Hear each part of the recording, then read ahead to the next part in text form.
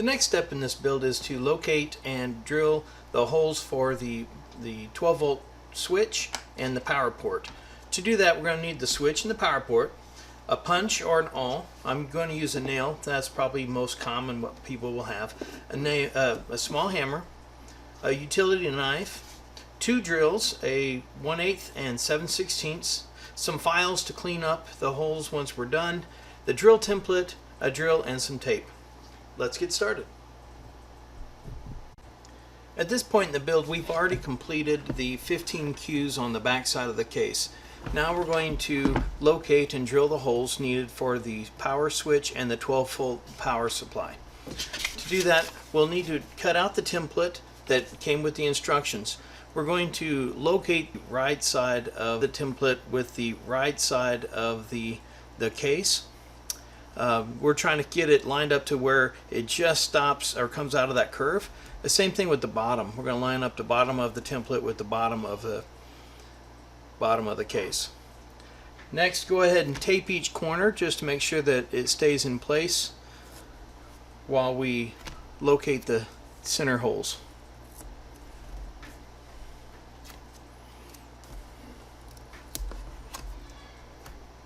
For the next step, you could use an awl or a scribe. I'm going to use a nail because I believe it's going to be the most common for people. Go ahead and line this up with the center marks as best as possible and give it a good tap. And they're going to do that for each center hole.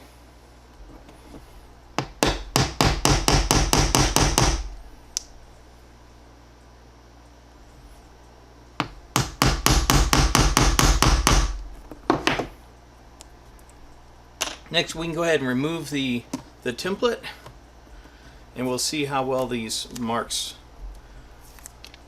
were.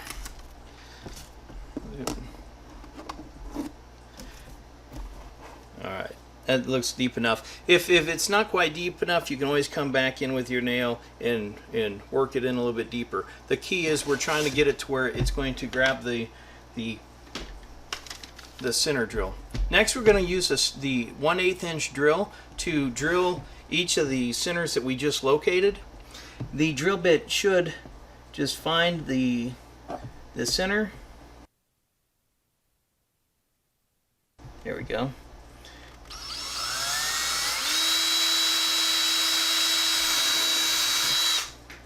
Let the drill bit find its way through.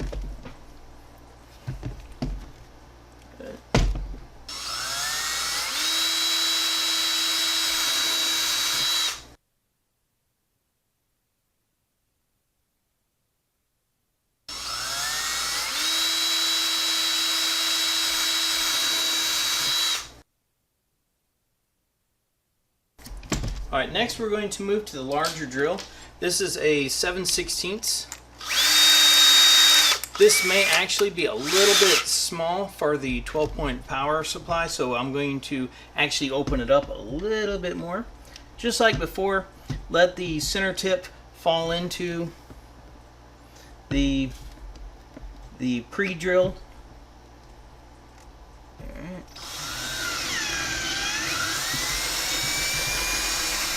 No reason to make it go really fast. Let the drill bit do the work.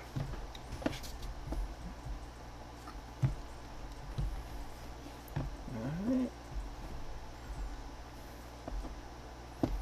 There we go.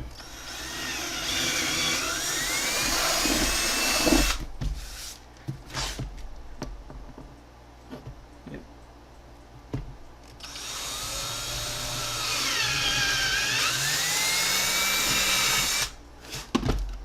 Alright. Now that we have all these holes drilled, I'm actually going to open this up a little bit because I know it's a little small. I'm going to wall it around. It's not quite 1/2 inch. I think it's actually a metric size. You can dry fit your port to make sure it's going to fit. Perfect. We'll come back and add that in the next video. For the next part, we want to be able to open this up so that it can receive the rectangle switch. To do that, I use a utility knife, and there's two methods. You can use a straight edge and line up the top or bottom, and then use the utility knife and just make several passes. And it'll take a little bit of time and pressure, and this will work nicely. The other thing that I found works for me is I start with a real sharp blade. I just put a new one in, and you can actually just visually look at it, and I come off the edge a little bit, and then I use the tip and I just push straight down. The back side of the blade, since it's dull, when you push down, it's going to ride in place and actually shear everything in front of it. So that's what I'll do. Let's see if it'll.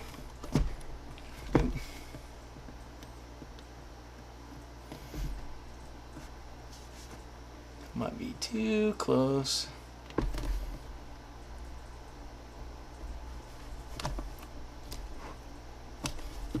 There we go. It's the first one.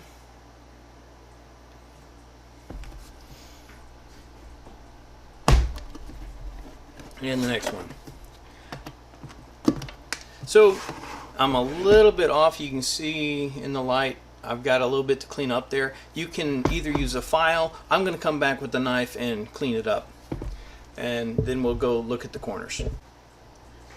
While I was cleaning this up with the utility knife, I went ahead and cleaned up the corners without videoing it. So the way I did the corners was I just took my utility knife and I was sliding it from one side, and then I came up to the edge of the circle and came down and just basically popped off each corner. It cleans up really easy. Once you're finished with that, you want to try and dry fit your switch. When I place the switch in there, notice that this has the LED on it. I try and position it to where the LED is on the back side, so that when it's on the on position, it is pointing more towards this side of the front of the case. This way the spectators and yourself, when you're doing your final check, it's easier to see this. If it's turned around facing the opposite direction, typically the fireworks on the back side where all the cues are, and it's pointing more towards the back, so it makes it more difficult to see. So go ahead and position it with the LED on the back side of the switch and just press it in. If it fits, you're done. If it doesn't, then you're going to want to go back and clean up a little bit more. So next we will do the power port.